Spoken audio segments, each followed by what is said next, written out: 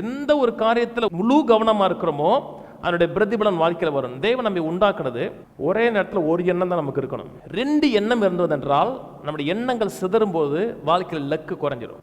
உலகத்தையே நம்முடைய காலுக்கு கீழாக போடக்கூடிய விசுவாசம் நமக்குள்ள இருக்கிறது. தேவனால் பிறப்பதெல்லாம் உலகத்தை ஜெயிக்கும். நாம் ஜெயிப்போம், முன்னேறுவோங்கிறது பிசாசுக்கு நல்லா தெரியும். நம்மை ஜெயிக்க விடாமல் பண்ணுவதற்கு பிசாசு செய்கிற ஒரு காரியம் என்ன, எண்ணத்தை டைவர்ட் பண்ணிடுவான். ஒரே நேரத்தில் 2 சிந்திக்க வைப்பான். ஒரு இடத்துல வலிக்குதுன்னு வச்சுங்க, டாக்டர்கிட்ட போனவொடனே சின்ன வலிதான் யாரும் சொல்ல மாட்டார். வலிதான், எதுக்கு ஒரு ஸ்கேன் எடுத்து பார்த்துடலாம் பாரு, சிறுசு தான் ஒன்றும் ஆகாது, ஒரு ஸ்கேன் பார்த்துருவோமே பாரு.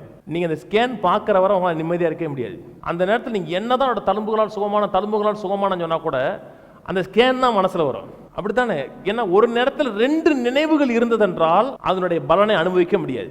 தேவனோட அனுகூலம் ஆசீர்வாதம் என் மேல இருக்கிறது ஒரே கவனம் இருந்ததென்றால் அதில் வாழ்றது ரொம்ப ஈஸி.